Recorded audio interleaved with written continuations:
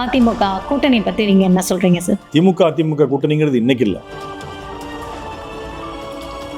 முன்னாள் முதலமைச்சர்கள் திரு கருணாநிதி மற்றும் ஜெயலலிதா அவர்கள் வந்துட்டு ஒரு விரோதமான ஒரு வன்மமான அரசியல் முறையை தான் வந்துட்டு கையாண்டுட்டு வந்தாங்க. கருணாநிதியும் ஜெயலலிதாவும் உயிரோடு இருந்தாங்கன்னா கண்டிப்பா சாத்தியம் கிடையாது.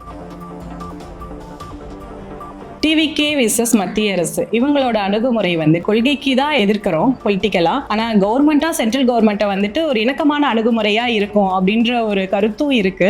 நான் அறிந்த வரையில் மத்திய அரசு ரொம்ப கடுமையா எதிர்த்தது. எதிர்கட்சி தலைவர் அவரோட உரையில தாவேக அமைச்சரை பத்தி ஒரு குற்றம் சொல்லியிருக்காரு, பீரோ புல்லிங் அப்படின்னு சொல்லிட்டு. அதுக்குமே முதல்வர் பதில் சொல்லல. முதல்ல சோஃபா போகும் கூட்டணி கட்சிகளுக்கெல்லாம், பின்னாடியே முதல்வர் போவாரு. ஆளுநர் உரை படிக்கும் பொழுது அறநிலைத்துறை பத்தியும் சொல்லியிருந்தாரு. கோவிலுக்கான காசை கோவிலுக்கே தான் அந்த ஃபண்டை வந்துட்டு ஸ்பெண்ட் பண்ணணும். அது ஒரு சந்தோஷமா சொல்லியிருப்பாருன்னு நினைக்கிறேன். ஏன்னா அது வெல்கம் டு அறக்கூற்று யூடியூப் சேனல். இந்த சேனல்ல போன வீடியோல அரசியல் பற்றிய சுவாரஸ்யமான தகவல்களை பகிர்ந்துகிட்டோம். இன்றும் நிறைய கேள்விகளுடன் நான் Mrs Akila, founder of Galaxy Health Care Solution. என்னுடன் நான் Ramapriya Kannan, international certified makeup artist.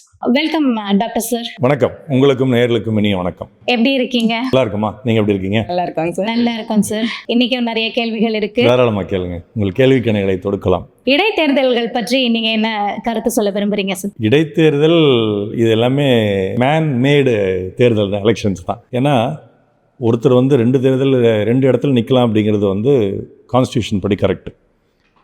முதல்வர் விஜயும் 2 தொகுதியில் நின்னது தவறில்லை. ஆனால் அவர் ஒரு தொகுதியில் மட்டும் நின்றுருந்தாருன்னா இன்னொரு தொகுதிக்கு இடைத்தேர்தல் வந்திருக்க வேண்டிய அவசியம் இல்லை. அதனால் அவர் 2 தொகுதியில் நின்னார். 2 தொகுதி எம்எல்ஏவை கன்டினியூ பண்ண முடியாதுங்கிறதுனால பெரம்பூரை வச்சுக்கிட்டு திருச்சி கிழக்க ரிசைன் பண்ணிட்டார். மீதி 5 இடைத்தேர்தல் வர்றது எல்லாமே அதிமுக சார்பில் தேர்ந்தெடுக்கப்பட்ட எம்எல்ஏக்கள். சில நாட்கள்லேயே அவங்களுக்கு அதிமுக எம்எல்ஏக்களாக தொடர்ந்தால் அவங்க தொகுதி மக்களுக்கு நியாயம் பண்ண முடியாது அப்படிங்கிற காரணத்தினால, நல்லது செய்ய முடியாதுங்கிற காரணத்தினால அவங்க பதவியை துறந்து அதுக்கப்புறம் அதில் 4 பேர் போய் தாவேக்கால இணைஞ்சிருக்காங்க. ஒருவேளை அவங்களுக்கு மீண்டும் வாய்ப்பு கொடுக்கப்படலாம் அப்படிங்கிற ஒரு எண்ணம் இருக்குது. ஆனால் தாவேக்கனுடைய கூட்டணி கட்சிகள்லாம் அவங்களுக்கு திருப்பி வாய்ப்பு கொடுக்கக்கூடாதுங்கிறதே சொல்லியிருக்காங்க. ஒரு எம்எல்ஏ ரிசைன் பண்ணுறாரு அப்படின்னா அதுக்கு வேலிட் ரீசன் இருக்கணும். ஒருவேளை ஹெல்த் கன்சர்ன் இருந்ததுன்னா ரிசைன் பண்ணலாம், அல்லது ஏதாவது ஊழல் குற்றச்சாட்டில் வழக்கில் அவருக்கு தண்டனை அளிக்கப்பட்டிருந்தால் வேறு வழிகளில் ரிசைன் பண்ணி தான் ஆகணும்.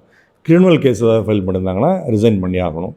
அந்த மாதிரி ஏதாவது ரீசன்ஸ் இருந்ததுன்னா ரிசைன் பண்ணலாமே ஒழிய, இந்த மாதிரி ஒரு காரணத்துக்காக எலெக்டான ஒரு 10 நாள்லேயே நான் ரிசைன் பண்ணுறேன் அப்படின்னு சொல்லி ரிசைன் பண்ணுறதுங்கிறது தமிழ்நாட்டில் பெரும்பாலும் நான் கேள்விப்பட்டதில்லை. இதுக்கு முன்னாடி மதிமுக எம்எல்ஏ ரிசைன் பண்ணி திமுகவுக்கு வந்தாங்கன்னு சொல்கிறாங்க. அது இந்த மாதிரி தேர்ந்தெடுத்த ஒரு சில நாட்கள்லையோ ஒரு மாதத்துக்குள்ளேயெல்லாம் அவங்க ரிசைன் பண்ணி வந்த மாதிரி எனக்கு நினைவில்லை. டியூ கோர்ஸ் ஆஃப் டைம் ஒரு 2 ஆண்டோ அல்லது 1 வருஷமோ கழிச்சு இவங்க போயிருந்தாங்கன்னா கூட வித்தியாசம் வந்திருக்காது. பட் இப்போ உடனே ரிசைன் பண்ணி போகிறதுனால உடனடியாக அந்த தொகுதிகள்லாம் தேர்தல் நடக்கப்படுது. இதுக்கான செலவினங்கள் இருக்குது. வேட்பாளர்கள் பண்ணுற செலவுங்கிறது வேறு விஷயம். ஆனால் ஒரு வேட்பாளர் பிரச்சாரத்துக்கு போனார்னா எப்படியும் கூட போகிறவங்களுக்குலாம் சாப்பாட்டுக்காவது காசு கொடுக்கணும். அந்த செலவாகட்டும், மற்றதும் கொடுக்கணும், ஆனால் குறைஞ்சபட்சம் சாப்பாட்டுக்காக கொடுக்கணும். அந்த செலவாகட்டும், அரசாங்கத்துக்கும் செலவு இருக்குது. ஓட்டிங் மிஷின் கொண்டு வைக்கிறது, வாக்குச்சாவடி அரேஞ்ச் பண்ணுறது, அதுக்கு போலீஸ் ஃபோர்ஸ் கொடுக்குறது, அவங்களுக்கு பேட்டா கொடுக்குறது, அந்த எலெக்ஷன் ஆஃபீஸர்ஸ்க்கெல்லாம் கொடுக்குற சம்பளம், இது எல்லாமே எக்ஸ்ட்ரா எக்ஸ்பென்சஸ் தான். டு மை நாலேஜ் ஈஸியாக 1 crore மேலே ஒரு கான்ஸ்டியூன்சிக்கே செலவாகும். இது தேவையில்லாத ஒரு செலவு இப்போ அரசாங்கத்துக்கே இருக்கிற நிதி நிலைமையில் தேவையில்லாத ஒரு செலவு அரசாங்கத்து மேலே வச்சுருக்காங்க. மக்களுக்கும் திருப்பி போய் எல்லோரும் போய் வரிசையில் நின்று ஓட்டு போடணும்னா அந்த பொது தேர்தலில் போய் நிற்கும் பொழுது எல்லோரும் ஒரு எந்தூசியாசமான போய் போட்டாங்க. இப்போ திருப்பி போய் மறுபடியும் வரிசையில் நின்று ஓட்டுக்கு போடுறதுங்கிறது மக்களுக்கு இருக்கிற சிரமம். இதில் அரசியல் கட்சிகளுக்கு என்ன சேலஞ்ச் அப்படின்னா, இதில் விஜய் ஜெயிச்சது தாவேக்கால, மீதி எல்லாமே அதிமுக, அவங்க எல்லாமே தாவேக்காவுக்கு. ஒருத்தர் இன்னும் போவாருன்னு சொல்லிட்டு இருக்காங்க, மீதி 4 பேர் போயிட்டாங்க.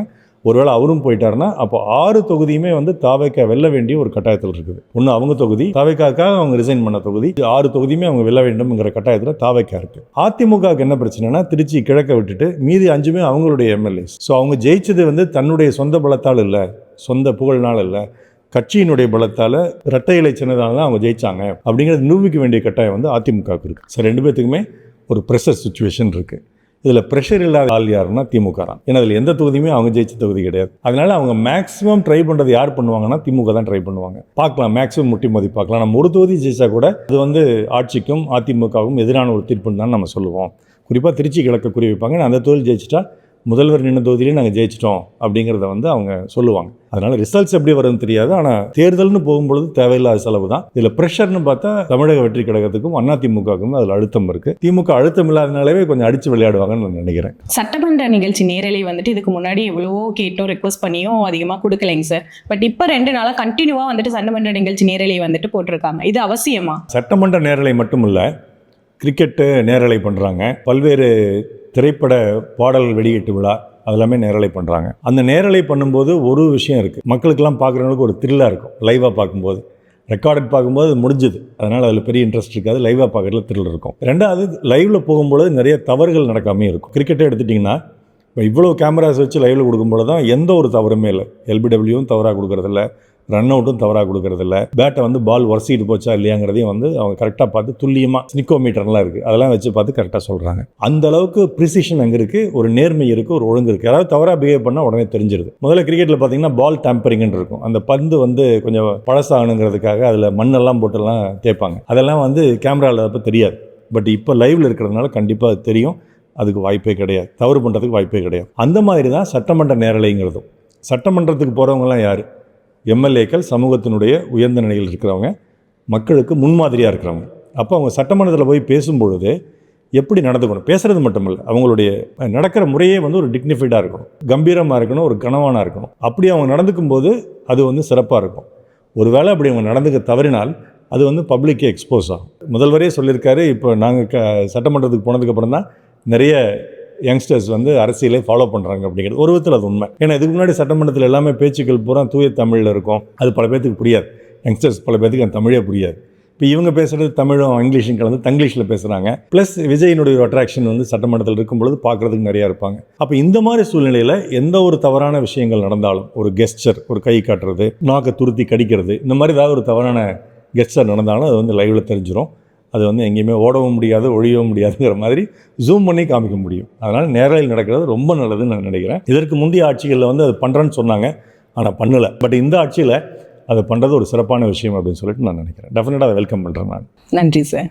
கண்டிப்பாக வெல்கம் பண்ண வேண்டிய ஒரு விஷயம் தான் சார் இது. திமுக அதிமுக கூட்டணி பற்றி நீங்கள் என்ன சொல்கிறீங்க சார்? திமுக அதிமுக கூட்டணிங்கிறது இன்னைக்கு இல்லை. பிஜு பட்நாயக்னு முதல்ல ஒரிசா முதல்வர் ஒருத்தர் இருந்தார் ரொம்ப நாளைக்கு முன்னாடி.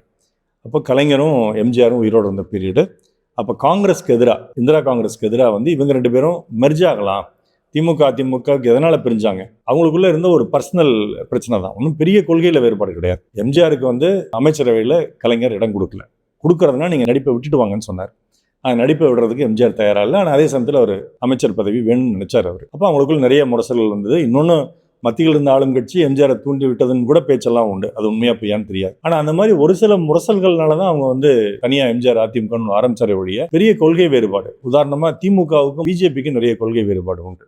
காங்கிரஸுக்கும் திமுகவுக்குமே கொள்கை வேறுபாடு உண்டு. ஆனால் அந்த மாதிரியான கொள்கை வேறுபாடு வந்து திமுகவுக்கும் அதிமுகவுக்கும் கிடையாது. அதனால ஏன் 2 பேரும் மெர்ஜ் ஆகக்கூடாது அப்படின்னு ஒரு திட்டம் கொண்டு வந்தாங்க. அப்போ ஆட்சிக்கு தலைவராக எம்ஜிஆரும் கட்சிக்கு தலைவராக கலைஞர் இருக்கிற அளவுக்குலாம் பேசிட்டாங்க. ஆனால் கலைஞர் சொன்னது வந்து உதயசூரியன் சின்னம் தான் வேணும், திமுக கொடி தான் வேணும், அண்ணா வந்து ஆரம்பிச்சதுன்னு சொல்லி சொன்னார். அப்போ பேரும் திமுகங்கிற பேரில் இருக்குன்னு சொன்னார். அதுக்கு எம்ஜிஆர் ஒத்துக்கல. அதனால அது அப்படியே போயிடுச்சு. அதனால இவங்க 2 பேரும் கூட்டணி அமைக்கக்கூடாது அப்படிங்கிறதெல்லாம் எந்த சட்டத்திலும் கிடையாது. மகாராஷ்டிரா எடுத்தீங்கன்னா சிவசேனாவும் காங்கிரஸும் அலைன்ஸ் ஃபார்ம் பண்ணிருக்காங்க. சிவசேனாங்கிறது கிட்டத்தட்ட பிஜேபியினுடைய கொள்கைகளை கொண்ட ஒரு கட்சி, RSSக்கு ரொம்ப ஆதரவாக இருக்கக்கூடிய கட்சி. காங்கிரஸ் வந்து RSSக்கு அகெயின்ஸ்ட். ஸோ அவங்க 2 பேரும் கூட்டணி அமைக்கிறாங்க. அதே கேரளத்தில் வந்து கம்யூனிஸ்டும் காங்கிரஸும் அவ்வளவு கடுமையாக மதிக்கிறாங்க. காங்கிரஸ் ரூலிங் பார்ட்டினா கம்யூனிஸ்டும் எதிர்கட்சி, கம்யூனிஸ்ட் ரூலிங் பார்ட்டினா காங்கிரஸும் எதிர்கட்சி. ஆனால் தமிழ்நாட்டிலேயே காங்கிரஸும் கம்யூனிஸ்டும் கைகோர்த்துக்கிட்டு தான் தேவைக்காவுக்கு ஆதரவு கொடுக்குறாங்க. அதனால திமுக அதிமுகவும் கூட்டணியே அமைக்கக்கூடாது அப்படின்னு நினைக்கிறது ரொம்ப தப்பு. ஆனால் மக்கள்கிட்ட வந்து அது எடுபடுமா அப்படிங்கிறது தான் பெரிய கேள்வி. ஏன்னா இது வரைக்கும் வந்து திமுக அதிமுக தான் ஆட்சி ரைவல்ங்கிற மாதிரி ஒருத்தர் ஆளுங்கட்சி ஒருத்தர் எதிர்கட்சின்னு அப்படின்னே வந்துருச்சு. இப்போ திடீர்னு நாங்கள் 2 பேரும் கூட்டணி அமைக்கிறோம் அப்படின்னு சொன்னால் மக்கள் அதை ஏற்றுப்பாங்களாங்கிறதான் கேள்வி. மற்ற அரசியல் கட்சி ஏற்றுப்பாங்களாங்கிறது கேள்வி கிடையாது. மற்ற அரசியல் கட்சிக்கு அதை பற்றி பேசுறதுக்கு எந்த விதமான தார்மீக தகுதியும் கிடையாது. எல்லாருமே அதை பண்ணியிருக்கிறாங்க.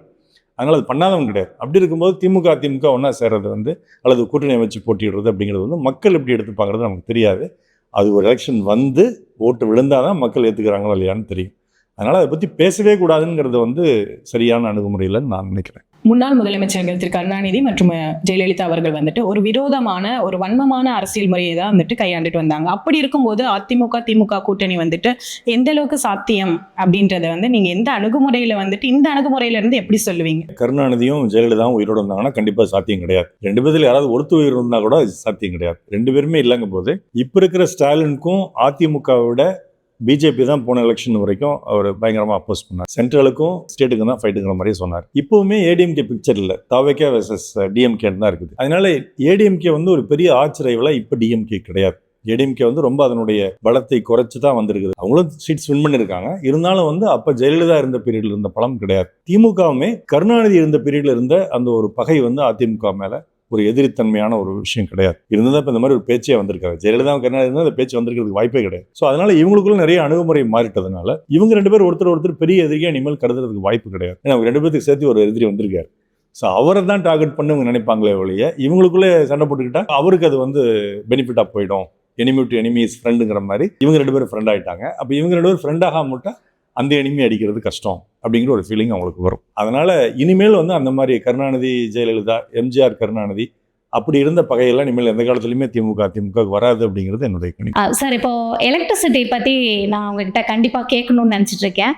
நிறைய மின்வெட்டு இப்போ நடந்துட்டு இருக்கு. அது வந்து மக்கள் சிரமப்படுறாங்க. இந்த எலக்ட்ரிசிட்டி மேனேஜ்மெண்ட் பற்றி அது கொஞ்சம் சொல்லுங்கள் சார். ஆக்சுவலாக இப்போ நேற்று தான் அந்த வெள்ளை அறிக்கை இன்னொன்று கொடுத்துருக்காங்க, ஈபிக்கான வெள்ளை அறிக்கை. அது பார்த்த வரைக்கும் ஒரு 4 விஷயங்கள் எனக்கு வந்து ஸ்ட்ரைக்கிங்காக தெரிஞ்சுது. ஒன்றும் எலக்ட்ரிசிட்டிலையும் கடன் நிறைய வாங்கியிருக்காங்க அப்படிங்கிறது. அது வந்து இப்போதைய மின்சாரத்துறை அமைச்சருடைய கூற்று. ஆனால் இதற்கு முன்பு மின்சாரத்துறை அமைச்சராக இருந்த செந்தில் பாலாஜி என்ன சொல்லியிருக்காருன்னா, அந்த கடன் வந்து அதிமுக காலத்தில் வாங்கின கடனை விட நாங்கள் குறைச்சிருக்கிறோம், அதனால நான் கடன் ரொம்பவே குறைச்சிருக்கோன்னு சொல்லியிருக்காரு. 2வது விஷயங்கள் ஏன் கடன் வாங்கியிருக்காங்கன்னா, அவங்க வாங்குற கட்டணத்தை விட மக்களுக்கு கொடுக்குற கட்டணம் இலவசம் இதெல்லாம் சேர்ந்து போகும் பொழுது அதனுடைய சார்ஜஸ் அதிகமாகும். அப்போ அந்த சார்ஜஸ் வந்து யார் ஈடுகட்டுவா?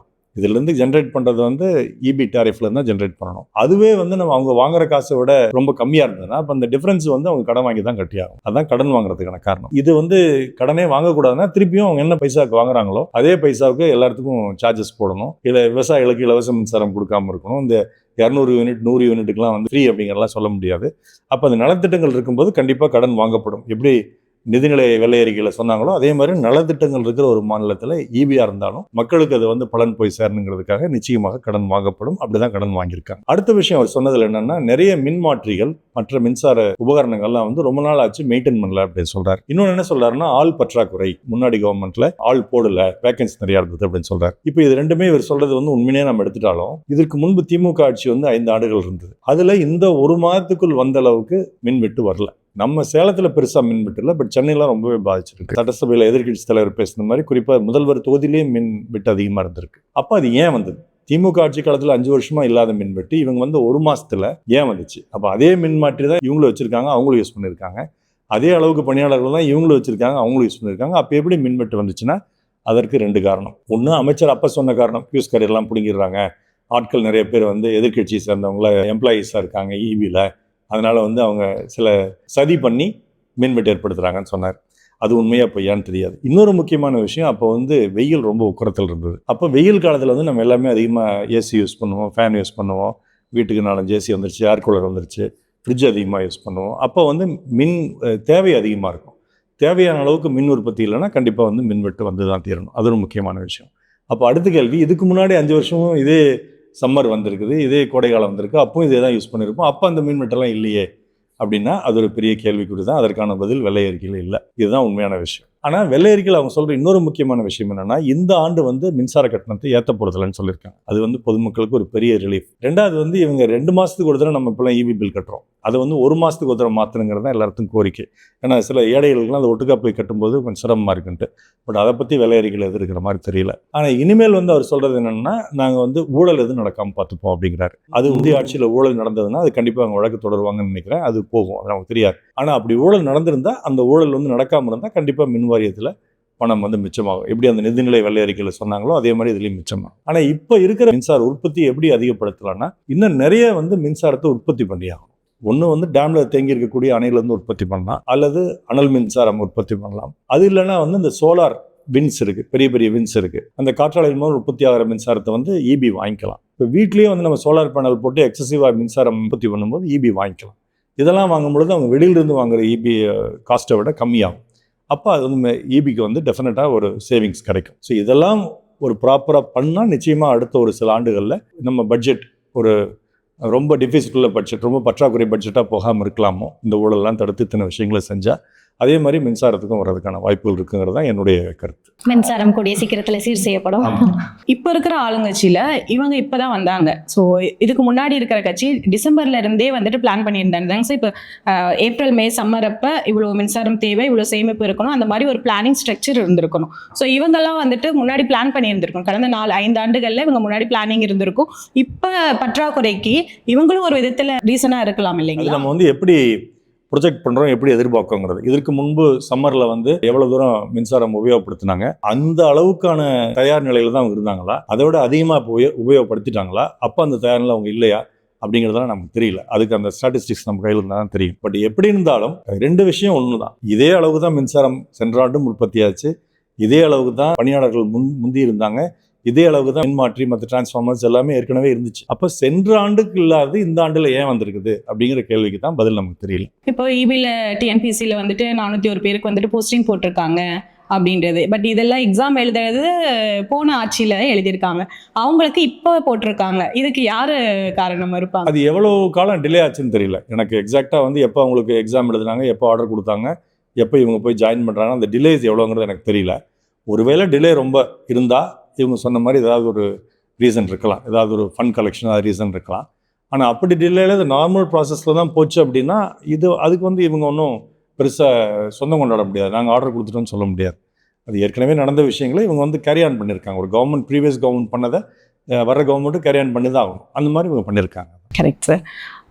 டிவிகே விசஸ் மத்திய அரசு இவங்களோட அணுகுமுறை வந்துட்டு எப்படி இருக்கும்? அதாவது கொள்கைக்கு தான் எதிர்க்கிறோம் பொலிட்டிக்கலா, ஆனால் கவர்மெண்ட்டாக சென்ட்ரல் கவர்மெண்ட்டை வந்துட்டு ஒரு இணக்கமான அணுகுமுறையாக இருக்கும் அப்படின்ற ஒரு கருத்தும் இருக்கு. அவங்களோட அணுகுமுறையை பற்றி என்ன? நான் அறிந்த வரையில் மத்திய அரசை வந்து ரொம்ப கடுமையாக எதிர்த்தது, ஒன்றிய அரசை ரொம்ப கடுமையாக எதிர்த்தது வந்து முன்னாள் முதல்வர் மு.க. ஸ்டாலினும் அவங்களுடைய ஆட்சியும் தான் நான் நினைக்கிறேன். அதற்கு முன்பு வரைக்குமே எதிர்க்கட்சியாக இருக்கும்போது மத்திய ஆளுங்கட்சியை வந்து கடுமையாக எதிர்ப்பாங்க. ஆனால் ஆளுங்கட்சியாக வந்ததுக்கப்புறம் கொஞ்சம் இணக்கமான போக்கு தான் எல்லாமே கடைப்பிடிப்பாங்க. பெரும்பாலும் எல்லாருமே முன்பு இருந்த முதல்வர்களையும் சேர்த்து தான் சொல்கிறேன். இவங்க கடுமையாக எதிர்த்தாங்க. அப்போ அந்த கடுமையை எதிர்த்ததனுடைய விளைவு நம்ம மாநிலத்தில் சில சவால்கள் ஏற்பட்டது. உதாரணமாக மத்திய அரசு வர வேண்டிய நிதி நமக்கு வந்து வரல. குறிப்பாக அந்த இருமொழி கொள்கையை நாம் நிச்சயமாக கடைப்பிடிப்போம், அந்த பிஎம்ஸ்ரீயில் சைன் பண்ண மாட்டோம் அப்படின்லாம் சொன்னதுனால அந்த வரக்கூடிய பணம் வந்து வரல. அதே மாதிரி இங்கே இருக்கிற ஆட்சியாளர்களுக்கு சில தொல்லைகளும் மத்திய அரசினால் ஏற்பட்டது. அந்த கடுமையான ஒன்றிய அரசுக்கு எதிர்ப்பான கொள்கைகளை வச்சதுனால ஏற்பட்டது. இதை ஒரு பாடமாக இப்போ இருக்கிற அரசு எடுத்திருக்கலாம், புதுசாக வந்திருக்க அரசு எடுத்திருக்கலாம். அப்போ நம்மளும் அதே மாதிரி கடுமையான மத்திய அரசுக்கு எதிர்வினை ஆற்ற வேண்டிய அவசியம் இல்லை. அவங்களுக்கு என்னென்ன கேட்கணுமோ கேட்குறத கேட்டுருவோம். மற்றபடி அவங்கள போய் நம்ம வெளியில் போய் அவுட் ஆஃப் த வே போய் அந்த பலூன்லாம் பறக்க விடுறது, கோபேக் மோடின்லாம் பலூன்லாம் பறக்க விட்டாங்க, பிளாக் பலூன்லாம், ஹேஷ்டேக்லாம் இப்போ வந்து பெருசாக வந்தது, ட்விட்டர் அதிலெல்லாம் ட்ரெண்ட் ஆச்சு. அந்த மாதிரிலாம் போய் பண்ண வேண்டாங்கிறது வந்து இவங்களுடைய நிலைப்பாடு மாதிரி எனக்கு தெரியுது. மத்திய அரசு கூட நமக்கு எதுக்கு தேவையோ அதுக்கு வந்து அணுகுமுறையாக போயிடலாம், எதுக்கு நம்ம எதிர்க்கணுமோ எதிர்த்துக்கலாம். ஆனால் மத்தியில் இருக்கிற ஆட்சியில் இருக்கிற வந்து நம்ம கொள்கை எதிரி. ஆனால் அவங்கள போய் அவுட் ஆஃப் த வே போய் நம்ம எதுவும் போய் கிரிட்டிசைஸ் பண்ணுறதோ அல்லது போராட்டம் நடத்துறதோ வேண்டாம் அப்படிங்கிற மாதிரி தான் அவங்க நினைக்கிறாங்க அப்படிங்கிறது என்னுடைய எண்ணம். இப்போ டிஎம்கே பீரியட்லையுமே வந்துட்டு தினேஷ் ஸ்டாலின் அவர்கள் பிஜேபி அவர் மோடி வந்தப்பெல்லாம் வந்துட்டு கை கோத்துட்டு நிறைய ஒரு இணக்கமான அப்படிதான் இருந்தார். ஸோ அது வந்து வெளியிலேருந்து மக்கள் பார்க்கும்பொழுது இதே மாதிரியான ஒரு கொஷின் வந்திருக்கும் இல்லையா? இல்லை அதில் ஒரு கண் துடைப்பா எப்படி? இல்லை அப்படி இல்லை. அவர் வந்து ஸ்டாலின்கிறவர் இப்போ முதல்வர், மோடிங்கிறவர் பிரதமர். நம்ம ஸ்டாலின் டிஎம்கே மோடி பிஜேபி அதெல்லாம் மறந்துடணும். ஒரு பிரதமர் ஒரு ஸ்டேட்டுக்கு வரும்பொழுது ஒரு முதல்வர் அவரை போய் வரவேற்கிறது, கை கொடுக்கறது, ஒரு நிகழ்ச்சியில் அவரை பேச வைக்கிறது, இதெல்லாம் எந்த தவறுமே கிடையாது. ஆனால் அந்த நிகழ்ச்சியிலையுமே முதல்வர் பேசும்போது நிறைய கோரிக்கைகள் வச்சார். ஸோ அதையும் ஒரு வாய்ப்பாக பயன்படுத்திக்கிட்டார் அவர். அதனால் வந்து நம்ம புறக்கணிக்கணும், அந்த கூட்டத்துக்கே போகக்கூடாது அப்படின்னு அவங்க இங்கே மாநிலத்தில் ஆட்சி செய்கிறவங்க நினைக்கிறது தவறு. நிச்சயமாக பிரதமர் தான், அவர் எல்லாத்துக்கும் பிரதமர். ஸ்டாலினுக்கு அவர் தான் பிரதமர், முதல்வர் தான். விஜய் எனக்கு முதல்வர், ஸ்டாலினுக்கு அவர் தான் முதல்வர். ஸோ அப்படி இருக்கும்போது அவங்க இருக்கிற அந்த போஸ்ட்டுக்கு மரியாதை கொடுத்து அதுக்கு தகுந்த மாதிரி நடத்துக்கணும் அப்படிங்கிறது தான் அவங்களும் நடந்துட்டாங்க. யாராக இருந்தாலும் அப்படி தான் நடத்துவோம். எனக்கு தெரிஞ்சு சந்திரசேகர் ராவ்னு ஒரு சீஃப் மினிஸ்டர், ஐ திங்க் தெலுங்கானான்னு நினைக்கிறேன், அவர் மட்டும் மோடி ஒரு தடவை வரும்போது கலந்துக்காம நிறைய போஸ்டர்ஸ் எல்லாம் அடிச்சு விட்டினார் அப்படிங்கிற மாதிரி செய்தி வந்தது. அது ரொம்ப ரேராக யாராவது 1-2 பேர் அந்த மாதிரி பண்ணுவாங்க. பட் ஜென்ரலாக வந்து பிரதமர் வரும்பொழுது முதல்வர் வந்து ஒரு அணுக்கமான சூழல் தான் இருப்பாங்க. சட்டமன்றத்துல வந்துட்டு முதல்வர் பேசாம இருக்கிறது அது அரசியல் உக்தியா இல்ல அவருடைய அனுபவம் இல்லாதது ஒரு காரணமா எடுத்துக்கலாமா சார்? இல்லை, ஒரு முதல்வரை பற்றி தெரிஞ்சவங்க சொல்கிறதெல்லாம் என்னென்னா அவர் வந்து இன்ட்ராவர்ட்னு சொல்கிறாங்க, எக்ஸ்ட்ராவர்ட் கிடையாது. எக்ஸ்ட்ராவர்ட்னா எல்லாத்தையும் ஜாலியாக பேசிட்டு சிரிச்சிட்டு போகிறது, எந்த விஷயத்தையும் வந்து ஓப்பனாக பேசுறது, வெளிப்படையாக பேசுறது, வெளிப்படையாக நம்ம ஃபேஸ்லையாவது எக்ஸ்பிரஷன் காட்டுறது, அதுதான் எக்ஸ்ட்ராவர்ட். இன்ட்ராவர்ட்டில் அவன் மனசுக்குள்ளே என்ன ஓடுதுன்னு நமக்கு தெரியாது. நம்மளுமே சட்டசபையில் பார்க்கும்போது பெரும்பாலான நேரம் வந்து ஒரு சீரியஸான ஃபேஸ் தான் வச்சிருக்காரு. ஏதாவது ஒரு சமயத்தில் ஏதாவது நகைச்சுவை வந்தால் சிரிக்கிறாரு, மற்றபடி குறிப்பெடுத்துக்கிட்டு ரொம்ப சீரியஸான ஃபேஸ் தான் வச்சுட்டு இருக்காரு. அதனால் அவர் வந்து ஜென்ரலாகவே அவருடைய கேரக்டர் வந்து ஒரு இன்ட்ராவர்ட் கேரக்டர் அப்படிங்கிறது தான் நான் கணித்தது. அப்போ அவர் வந்து எல்லாத்துக்கும் பேசிட மாட்டார், வீட்லேயே அப்படி தான் இருப்பாருன்னு நினைக்கிறேன். எல்லாத்துக்கும் பேசிட மாட்டார், செலக்டிவாக சில விஷயங்கள் மட்டும்தான் பேசுவார் அப்படிங்கிறது தான் அவருடைய கேரக்டராக இருக்கும். இதுக்கு முன்னாடி இவங்க ஆட்சிக்கு வரதுக்கு முன்னாடி திருப்பரங்குன்றம் விஷயம் வந்துச்சு. திருப்பரங்குன்றத்தில் பிஜேபி மற்றும் அந்த வலதுசாரி கட்சிகள்லாம் வந்து தீபம் ஏற்றணும், தீபத்தூணில் போய் தீபம் ஏற்றணும்னு சொன்னாங்க. திமுக, இடதுசாரிகள், முஸ்லீம்கள் இந்த கட்சிகள்லாம் வந்து அங்கே ஏற்றக்கூடாது, இது வரைக்கும் மரபு வழியாக இந்த பிள்ளையார் கோயிலில் தான் ஏற்றுனாங்க, அதே மாதிரி தான் ஏற்றணும், தீபத்தூணில் போய் ஏற்றக்கூடாதுன்னு இவங்க ஒரு ஸ்டாண்ட் வச்சுக்கிட்டாங்க. அதிமுக வந்து கிட்டத்தட்ட பிஜேபிக்கு சப்போர்ட் பண்ணி தான் ஸ்டாண்ட் இருந்துச்சு. ஆனால் தாவேக்கு எந்த ஸ்டாண்டுமே இல்லை, அதை பற்றி பேசவே இல்லை. அவங்க ஒரு வார்த்தை கூட வெளியில் பேசல, அதுவே ஒரு ஸ்டாண்டுனாங்க. நாங்கள் இதை பற்றி எதுவுமே பேசாதே ஒரு ஸ்டாண்டுனாங்க. ஆனால் இந்த மாதிரி பேசுகிறதெல்லாம் மீறி கடைசியில் தாவேக்கா தான் அந்த தொகுதியில் ஜெயிச்சிருக்குது, திருப்பரங்குன்றம் தொகுதியிலையும் ஜெயிச்சிருக்குது. அதனால் பேசித்தான் ஆகணுமானா அப்படி ஒன்றும் கட்டாயம் கிடையாது. ஆனால் சில விஷயங்களாவது முதல்வருங்கிற முறையில் அவர் பேசி ஆகணும். ஒரு கட்சி தலைவராக இருந்துக்கிட்டு கட்சியினுடைய ஒப்பீனியன் சொல்லாம கூட இருக்கலாம். முதல்வர் ஆனதுக்கப்புறம் அவர் பேசுறது தான் சரி. அதுலேயும் சில பாயிண்டான கொஸ்டின்ஸ் வந்து கேட்குறாங்க, எதிர்கட்சி உறுப்பினர்கள், எதிர்கட்சி தலைவர்லாம் கேட்குறாங்க. உதாரணமாக, உங்கள் கட்சியினுடைய எம்எல்ஏ ஒருத்தர் ஒரு பாலியல் சீண்டல் செய்த ஒருத்தருக்கு ரொம்ப துணை நின்னார் அப்படின்னு சொல்லிட்டு உங்கள் கட்சி பெண் உறுப்பினரே ஒருத்தர் சொல்லியிருக்காங்க. அதெல்லாம் தொலைக்காட்சியில் செய்தியாக வந்திருக்குது. நீங்கள் அதற்கான ஸ்டாண்ட் என்ன? அந்த எந்த எம்எல்ஏ வந்து அவங்களோட தொடர்பு இருந்தீங்களா, அவங்கள என்கொயரி பண்ணீங்களா, ஆக்ஷன் எடுத்தீங்களான்னு கேட்டாங்க. அது ஒரு ஸ்பெசிஃபிக்கான பாயிண்டரான கேள்வி. அதற்கான பதில் முதல்வர் உரையில் இல்லை, இது வரைக்கும் அவங்க பதில் சொல்லலை. அதே மாதிரி பல விஷயங்கள் அவங்க பாயிண்டடாக கேட்டாங்க. அந்த பாயிண்டடான கேட்ட கேள்விக்கெல்லாம் பொதுவாக பேசக்கூடாது, நீங்கள் வந்து குதிரை பேரம் கழுது பேரம்லாம் பேசக்கூடாதுன்னு சொல்லி சபாநாயகர் சொன்னார். அப்போ நீங்கள் ஆதாரத்தோட பேசுங்க சொன்னப்போ எதிர்கட்சி தலைவர் வந்து ஒரு 4-5 பாயிண்டே சொல்லி ஆதாரத்தோடவே சொன்னார். இதுக்கு முதல்வர் வந்து நாளைக்கு பதில் அறிவிப்பாருன்னு எதிர்பார்க்குறேன்னு சொன்னார். ஆனால் முதல்வருடைய பதில்வர்கள் நிச்சயமாக அவர் நினைச்சிருந்தாருன்னா இதுக்கெல்லாம் பதில் அவர் எடுத்து உரை சொல்லியிருக்கலாம். ஆனால் அதில் எந்த பதிலுமே அவர் சொல்லலை. பொதுப்படையான விஷயங்கள்லாம் சொன்னார், திமுக ஆட்சியில் ஊழல் அப்படி தான் சொன்னார் ஒழிய அவர் கேட்ட அந்த கேள்விக்கான பதில்கள் எதுவுமே அதிலிருந்து வரல. அதனால் அவர் வந்து அப்படி ஓப்பனாக எல்லா பக்கமும் பேசுவார்னு எனக்கு தோணலை. இன்னுமே பல கட்சியிலேருந்து போய் சேர்றவங்க எல்லாமே போய் அவங்க கட்சியினுடைய செயலாளர், பொதுச் செயலாளர் தான் சந்தித்து சேர்றாங்களே ஒழிய தலைவரை பார்த்து சேரல. ஒரு இவரே ஸ்பெசிஃபிக்காக யாரை பார்க்கணுன்னா வச்சிருக்கலாம், அது அவருடைய புரோட்டோக்கால், அது நம்மளால் சொல்ல முடியாது. இப்போ ஒரு வேலைப்படும் அதிகமாக இருக்கும், அதனால் தேவையில்லாமல் அதுக்கு பேச வேண்டாம்னு நினைக்கலாம் அவர். அப்படிதான் நான் கருதுறேன். இப்போ எதிர்கட்சி தலைவர் வந்து அவரோட உரையில தாவேகா அமைச்சரை பத்தி ஒரு குற்றம் சொல்லியிருக்காரு, பீரோ புல்லிங் அப்படின்னு சொல்லிட்டு. அதுக்குமே முதல்வர் பதில் சொல்லல. அதை பத்தி அந்த பீரோ புல்லிங் அப்படிங்கிறது வந்து அவர் சட்டசபையில் அது சொல்லலை, சோஃபா மாடல்னு சொன்னார். சட்டசபையில் சோஃபா மாடல்னா என்ன சொல்கிறாரு அப்படின்னா, முதல்ல சோஃபா போகும் கூட்டணி கட்சிகளுக்கெல்லாம், பின்னாடியே முதல்வர் போவார், உடனே எல்லாம் பொக்கெல்லாம் கொடுத்துக்குவாங்க, துண்டு போட்டுக்குவாங்க, திருப்பி அவங்க உடனே ஆதரவுன்னு சொல்லுவாங்க அப்படிங்கிறத சொல்லியிருக்காரு. ஆனால் அந்த சோஃபாவுக்குள்ளே என்ன இருக்குங்கிறது யாருக்கும் தெரியாது. பஞ்சு தான் இருக்குன்னு நம்மளும் நினைக்கிறோம், எல்லாரும் நினைக்கிறாங்க. ஆனால் வேறு ஏதாவது இருக்குமாங்கிறது தெரியாது நமக்கு. அதை பற்றி வன்னிய அரசு அமைச்சர் கூட ஒரு எக்ஸ்பென்ஷன் சொல்லியிருக்காரு. அக்ரிலின்னு சொல்லிட்டு எஸ்ஸுக்கு ஒரு பொருள், ஓக்கு ஒரு பொருள், எஃப்க்கு ஒரு பொருள், ஏக்கு ஒரு பொருள்னு சொல்லியிருக்காரு. இவங்க அந்த பீரோ புல்லிங்னு எதை சொன்னார், வெளியில் வந்து சொன்னார். எதை சொன்னார் அப்படின்னா, திருடர்கள்லாம் வந்து பார்த்தீங்கன்னா பீரோ வந்து ஜன்னல் ஓரமாக இழுத்துட்டு போய் திருடிட்டு இருந்தாங்க அந்த காலத்தில். அது அவங்களுடைய டெக்னிக்காக இருந்து சில ஆண்டுகளுக்கு முன்பு. அதனால் அதுக்கு பேரே பீரோ புல்லிங் டெக்னிக்னு சொல்லி சொல்லுவாங்க. அந்த மாதிரி சில எம்எல்ஏக்களை இவங்க வந்து தாவேக்கா வந்து ராஜினாமா செய்ய சொல்லி அவங்க கட்சிக்கு தாவ வைக்கிறாங்க. ஸோ இது எம்எல்ஏ புல்லிங் மாதிரி இருக்குது அப்படிங்கிறத அவர் வந்து ஒப்பிட்டு சொன்னார். அவர் அது நமக்கு தெரியாது, என்ன நடந்ததுங்கிறது நமக்கு தெரியாது, ஏன் அவங்க ரிசைன் பண்ணாங்க, ஏன் அங்கே போய் சேர்ந்துருக்காங்க அப்படிங்கிறது நமக்கு தெரியாது. ஆனால் அது எல்லாத்துக்குமே வந்து பாயிண்டடாக கேட்ட கேள்வி எல்லாத்துக்குமே பாயிண்டடாக முதல்வர் பதில் சொல்லியிருந்தாருன்னா இன்னும் சிறப்பாக இருந்திருக்கும் அப்படின்னு நான் நினைக்கிறேன். ஆளுநர் உரை படிக்கலாமா சார், இல்லை சொந்தமாக அவர் படிக்கலாமா? அந்த ஆண்டினுடைய முதல் கூட்டத்தொடரில் ஆளுநர் வந்து உரையாற்றணும் அப்படிங்கிறது ஒரு மரபு, சட்ட விதியெல்லாம் கிடையாது. சில சட்டசபையில் ஆளுநரை கூப்பிட்டு உரை நிகழ்த்தாமையும் சட்டமன்ற கூட்டம் நடந்திருக்குது. ஆனால் பொதுவாக வந்து ஆளுநர் வந்து உரை நிகழ்த்தணுங்கிறது ஒரு மரபு. ஆனால் ஆளுநர் உரையாக எதுவும் அவர் மேடையில் பேசுகிற மாதிரிலாம் பேச முடியாது. அது ஸ்கிரிப்டட் ஸ்பீச் தான். அது அந்த ஸ்கிரிப்டட் ஸ்பீச்சாக இருக்கணுங்கிறதுக்கு தான் 163 ஆர்டிக்கல் நினைக்கிறேன், அந்த ஆர்டிக்கலில் வந்து அது வருது. ஆனால் இந்த சட்டமன்றத்தில் அவர் உரை நிகழ்த்துறது வந்து முதலமைச்சரும் அந்த அமைச்சரும் சேர்ந்து எழுதி கொடுத்து அதைத்தான் படிக்க வேண்டும் அப்படிங்கிறது அந்த ஆர்டிகல் 176 அப்படின்னு நினைக்கிறேன், அந்த கான்ஸ்டியூஷனில் அது வருது. அப்போ அதுபடி தான் அவங்க பேசணும், இவங்க சொந்தமாக எதுவும் பேசக்கூடாது. ஆனால் யூஸ்வலாக எப்படி நடக்கும்னா, இவங்க வந்து ஒரு உரை எழுதி கொடுத்துருவாங்க, சீஃப் மினிஸ்டரும் கேபினட்டும் சேர்ந்து ஒரு உரை எழுதி சீஃப் செக்ரட்டரி வழியாக ஆளுநருடைய செக்ரட்டரி கொடுத்துருவாங்க. அது ஆளுநருக்கு போய் ரீச் ஆனதுக்கப்புறம் ஆளுநர் வந்து அதை கரெக்ட் பண்ணுவார், அதை படித்து பார்ப்பார். எதையாவது எழுதி கொடுத்து எதையாவது படிச்சு கடைசியில் நான் பொறுப்பில்லைன்னு சொல்ல முடியாது இல்லையா, படித்து பார்ப்பார். அதில் ஏதாவது ஃபேக்ட்ஸ் அவருக்கு டவுட் இருந்தது இருந்ததுன்னா கூட அதை வந்து கேட்பார், திருப்பி அதை ரிட்டன் ஃபார்மேட்லேயே அதை வந்து கேட்பார் உங்கள் செக்ரட்டரி மூலமாக. அப்போ சீஃப் செக்ரட்டரி இங்கே கேபினெட்டுக்கு மறுபடியும் வந்து ரெப்ரசென்ட் பண்ணி இவங்க அதை கரெக்ட் பண்ணி அனுப்புவாங்க, அவர் கேட்டதுபடி கரெக்ட் பண்ணி அனுப்புவாங்க. இதற்கு முன்பு ஆளுநராக இருந்த திரு ரவி அவர் வந்து ஆளுநராக இருந்தப்போ இவர் அந்த மாதிரி கரெக்ட் பண்ண சொல்லி இவங்க கரெக்ட் பண்ணி கொடுத்ததுக்கு அப்புறம் கூட கடைசியில் நான் அதெல்லாம் பேச முடியாது அப்படின்னு சொல்லிட்டு போயிட்டார். ஆனால் இப்போ இருக்கிற ஆளுநர் வந்து அருளைக்கர் என்ன பண்ணியிருக்காருன்னா, கரெக்ட் பண்ணி ஏதாவது கொடுத்தாரான்னு தெரியாது, ஆனால் அவங்க கொடுத்த உரை வந்து முழுசாக படிச்சுட்டார். அதில் சிலது வந்து மத்திய அரசை எதிர்த்து இருந்தது. ஒன்றிய அரசு நிதி வழங்கணும், சட்ட போராட்டம் நடத்துவோம், அந்த மாதிரிலாம் சிலதெல்லாம் இருந்துச்சு. இருமொழி கொள்கை அந்த மாதிரிலாம் இருந்துச்சு. இதெல்லாம் வந்து ஆளுநருக்கு தனிப்பட்ட முறையில் உடன்பாடு உண்டான கிடையாது. ஆனால் தனிப்பட்ட முறையில் உங்களுக்கு உடன்பாடு இருந்தாலும் இல்லை என்றாலும் அமைச்சரவையும் முதல்வரும் என்ன எழுதி கொடுக்குறாங்களோ அதை தான் நீங்கள் படிக்கணும். அதில் ஏதாவது மாற்றுக்கு எடுத்ததுன்னா முன்னாடியே அதை வந்து நீங்கள் வந்து கரெக்ட் பண்ணி போய் படிக்கணுமே ஒழிய நீங்கள் சொந்தமாக அங்கே வந்து நான் அதை படிக்க மாட்டேன், இதை விட்டுருவேன், இன்னும் சேர்த்திப்பேன் அப்படின்லாம் எதுவும் ஆளுநர் அங்கே பண்ண முடியாது. அப்படிங்கிறது தான் சட்டம், அப்படிங்கிற விதி, அதுதான் மரபு. அதை இந்த ஆளுநர் சரியாக பண்ணியிருக்கார். அதனால் ஆளுநர் வந்து எழுதி கொடுத்தது தான் படிக்கணும்.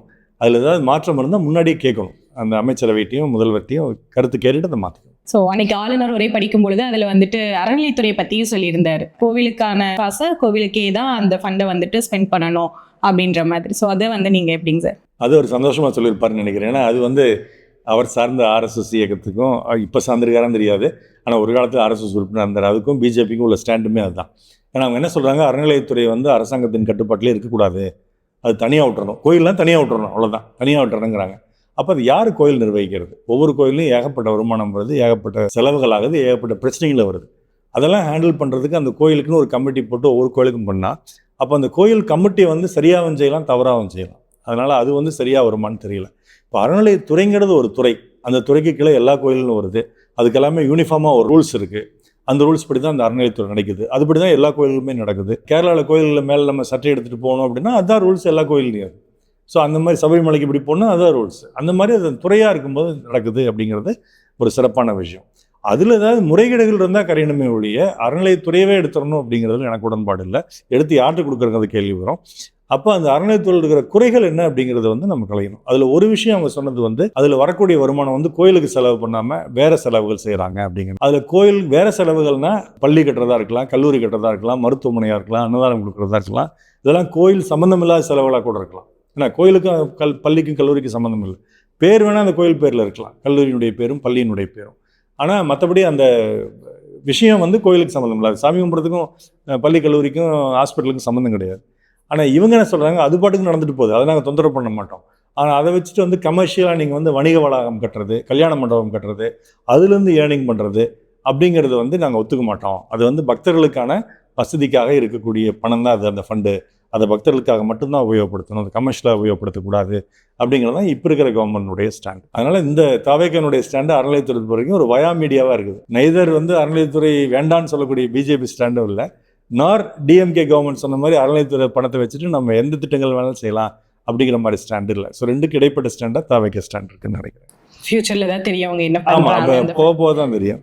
மல்டி லெவல் கார் பார்க்கிங்லாம் கூட அதுக்கு போன அரசு மல்டி லெவல் கார் பார்க்கிங் அவர் முன்னாள் அமைச்சர் சொல்றது என்னன்னா, இந்த கோயிலுக்காக மட்டும் கட்டல, குன்னூர் மக்களுக்காக தான் செய்தி தான் கட்டிருக்கிறோம். ஸோ யார் வேணால் நாங்கள் வந்து கார் பார்க்கிங் வச்சுட்டு போகலாம், கோயிலுக்கு வரவங்க தான் கட்டணுங்கிற அவசியம் இல்லை, கோயிலுக்கு பக்கத்தில் நடந்ததுனால தான் நாங்கள் மல்டி லெவல் கார் பார்க்கிங் கட்டணும் அப்படிங்கிறது. ஆனால் உண்மையிலேயே குன்னூருக்கு மல்டி லெவல் கார் பார்க்கிங் தேவையா? அப்படி தேவையா இருந்தால் இவங்க அப்படி கட்டிருந்தா அந்த கார் பார்க்கிங் எல்லாத்துக்கும் யூஸ் ஆகுமா அப்படிங்கிறதெல்லாம். ஆனால் அதுவுமே கோயில் நிர்வாகத்தோட அடிப்படை தேவைகள் தான் அப்படின்னு சொல்றாங்க. அந்த அளவுக்கு அங்கே பக்தர்கள் வரதில்லைங்கிறது தான் அவங்க கண்டென்ஷன். இப்போ நீங்கள் பழனிக்கோ மருதமலைக்கோ அந்த மாதிரி கட்டினீங்கன்னா கரெக்டு, நாங்கள் நிறைய பேர் வர்றாங்க. குன்னூரில் இருக்கக்கூடிய அந்த கோயிலுக்கு அவ்வளோ பேர் பக்தர்கள் வர்றதில்லை, அதுக்கு போய் எதுக்கு அவ்வளோ பெரிய கார் பார்க்கிங் அப்படிங்கிறது தான் அவங்களுடைய கேள்வி. அது நமக்கு கள நிலவரம் என்னன்னு தெரியாது. ஆனால் பார்க்கிங் இந்த மாதிரி மல்டி லெவல் பார்க்கிங் ஒரு இடத்துல இருக்கிறது மிக்க நல்லது. ஏன்னா பல கோயிலில் பார்க்கிங் கிடையாது. நான் சமீபத்தில் மருதமலைக்கு போயிருந்தேன், அங்கே போய் நிறுத்திட்டு கிட்டத்தட்ட ஒரு மோர் தேன் 2 கிலோமீட்டர்ஸ் நடந்து போனோம் அந்த பேஸ் ஸ்டெப்லேருந்து ஏறுறதுக்கு. அது நாங்கள் போயிட்டோம், வயசானவங்களாம் எப்படி போவாங்க? ஸோ அந்த மாதிரி கேள்வியெல்லாம் இருக்குது. குழந்தைகளை தூக்கிட்டு போகிறவங்க அதெல்லாம் கேள்வி இருக்குது. அதனால் மல்டி லெவல் கார் பார்க்கிங்கிறது கோயிலுக்கு பக்கத்துலேயோ அல்லது ஒரு ஊருடைய முக்கியமான இடத்துலையோ இருக்கிறதுல ஒன்றும் தவறு கிடையாது. அது அறநிலையத்துறை பணத்தை வச்சு கட்டக்கூடாதுங்கிறாங்க. அப்படி கட்டக்கூடாதுன்னா அவங்க வேறு ஃபண்ட் அலோகேட் பண்ணி அதை கட்டலாம், தப்பு இல்லை. இவங்க கேன்சல் பண்ண அதே மல்டி லெவல் பார்க்கிங்கை அரசாங்கம் வந்து வேறு ஃபண்டு வச்சு கட்டினா சிறப்பு. அது பண்ணுவாங்களான்னு தெரியாது, நம்ம வெயிட் பண்ணி தான் பார்க்கணும். அது குன்னூர் மக்கள் தான் அதுக்கு பதில் சொல்லணும், நமக்கு தெரியாது. நன்றி சார். இதுவரை கேட்ட கேள்விகளுக்கு தெளிவாக பதில் சொன்னீங்க, நிறைய புரிஞ்சது எங்களுக்கு. மிக்க நன்றி. நேயர்களுக்கும் நன்றி. உங்களுக்கும் நேயர்களுக்கும் நெஞ்சாத நன்றி. இன்னும் தொடர்ந்து நம்ம அரசியல் சம்பந்தப்பட்டது பேசலாம் சார், மீண்டும் நிகழ்ச்சியில். தொடர்ந்து எங்கள் சேனலை பாருங்க. அறக்கூற்று யூடியூப் சேனலை லைக் பண்ணுங்க, ஷேர் பண்ணுங்க. உங்களுடைய ஃபீட்பேக், உங்களுடைய கருத்துக்களை கமெண்ட் செக்ஷனில் போடுங்க. மறக்காம சப்ஸ்கிரைப் பண்ணுங்க. மீண்டும் சந்திக்கலாம். நன்றி.